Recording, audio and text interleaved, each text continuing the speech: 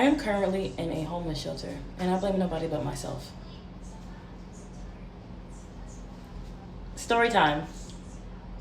As you guys know, I have a 2-year-old son. His name is Judah. He's really handsome. I love him so much. That's my baby boy. But what comes with having a kid is having a baby daddy. My son's dad wanted to visit my son for the last year and a half of his life. I was really on edge about it because of what happened the last time I allowed my son's dad to visit. And what happened the last time was violence. What happened the last time was I needed a restraining order because of said violence. But I'm not a bitter baby mama. I want my son to have his daddy. And his dad knows how to pull on my heartstrings. I didn't have my daddy growing up. His dad didn't have his daddy growing up. I don't want my son to grow up like me and him. So I really take pride in my son knowing who his daddy is. We don't have to be together for you to be in your son's life. And I stand by that. I allowed my son's dad to come and visit me about 3 weeks ago. 4 weeks, like a month ago. But he stayed up until about 3 weeks ago. It was going actually pretty good. Was it toxic a little bit? Yeah. Were we arguing a lot? Yeah. But in one particular argument, the conversation of another man came up. The topic of me being with somebody else that was not him came up, and he didn't like that. He didn't like me talking about other men. He didn't like me saying or stating that another man was going to come and take care of me, or another man was going to come and actually love me and do what he wasn't going to do for me. And so he charged at me. And when he charged at me, he took me by my whole body. He slung me against the wall, put me on my back, put his knees on both of my arms, and choked me with both of his hands while on my back. Has he done this before? Yeah. Did it reach that point before? No. This time he actually wanted to do it. And I can promise you this time, I thought about in my mind, I'm going to die. I literally physically thought I was going to die. My son was asleep in the bedroom when this was all happening. I was reaching for things. I was hitting the table. I was reaching and trying to find something to throw or something to get him off of me, but there was nothing getting that man's grip off of me. He was not getting off of me. He pushed me down. He was holding me down to the ground, guys. I allowed him to come to Los Angeles, where I stay. I allowed him back into my home when I knew better. I had every warning there was. I had every sign from the Holy Spirit. I had every message that you could find on YouTube pop up and tell me not to invite this man back into my life. But because I love him, I invited him back into my life. But I was scared of him. I was so scared that I had to move very smartly. When he was done choking me and I came to and he stood me up off the ground, he was still yelling at me, cursing at me, telling me how I'm not nothing. I'm never going to be nothing. I'm stupid. I deserve to feel stupid. Yeah, you are stupid for letting me come back here. You deserve to feel stupid. You deserve everything and every way that I treat you. You're just a sensitive.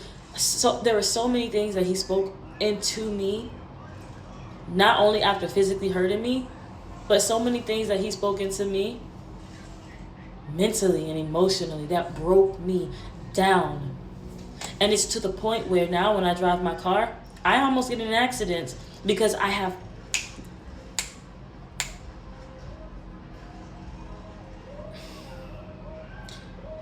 have moments where I remember flashbacks. That's the word. I have flashbacks that almost cripple me to where I can't and don't want to do anything. But because I'm resilient and because I'm strong and because I'm such a fighter, I still get up every single day and I try to make content. Because I'm a fighter, I still get up every day and I still try to apply to jobs. Because I'm a fighter, I still get up every day and I still try to do makeup. And I still try to post about makeup and how I can do your face for only $50. Even though makeup costs about $125 because I just need clientele. I still get up every day and I pray. I still get up every day and I love because I'm so strong. So now I'm in the homeless shelter because I'm too afraid to go back where I was. And I'd rather be in a homeless shelter on the streets with crackheads. It looks like it's nice. It looks like I'm in a nice environment right now, doesn't it? It's because I have a gift of making my trauma not look as bad as it is. And that's a skill you learn when you go through traumatic shit. I have a skill of not letting it be seen and letting it be known what I'm going through. Because I'm so good at pretending to swim that nobody believes that I am drowning. And that works against me in the end. I see people get on here on social media who don't even need help. People who ask for money. People who ask for y'all to pay their bills. People who ask for y'all to pay their rent. And they don't even need the help. They're just using it as a come up. And here I am trying to work. Here I am. Let me show you the street. So I can't show you the street, but this is my room. Bunk beds. Bunk beds. Homeless. And I don't blame anybody but myself. I reached out to people at church. They left me on red. People who promised me that they were going to be there for me.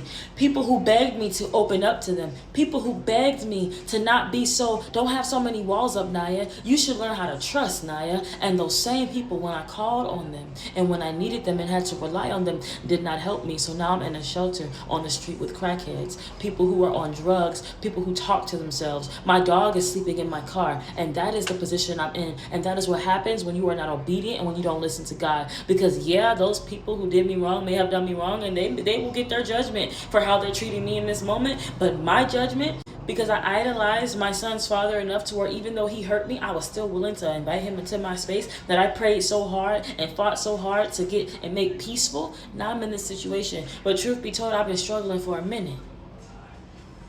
Truth be told, I've been struggling all my life. Nobody taught me. My mama didn't teach me how to live without her. In fact, my mother taught me that if I wanted to ever be independent, then I can go be independent by myself and get out of her house. Anytime I wanted any ounce of independence, my mother would threaten me and say that I can go live on the street or go find somebody or go find a man or a nigga to live with. Go live with your boyfriend then. Go live with whoever you with. Don't come back home. I wasn't taught how to do this. I'm doing my best. I'm doing my best. And as bad as my body wants to crash and give up here I can't. I can't give up. I don't know if that makes me crazy or if that means I'm destined for greatness. I don't want to be here. I don't want to be in this shelter. But I've reached a point where I'm like, God, this is where I'm supposed to be. This is where I'm supposed to be. And I'm gonna do my best. I'm gonna keep applying for jobs. I'm gonna keep pushing. I'm gonna keep releasing music. That's all I got. Let this be your sign right now today. That if God says don't go back, don't fucking go back. Don't fucking go back. Because people with nothing to lose will help you lose everything. Well, truth be told, I ain't never had nothing. I just look like I do. And I'm tired of not having nothing. I don't know what to do.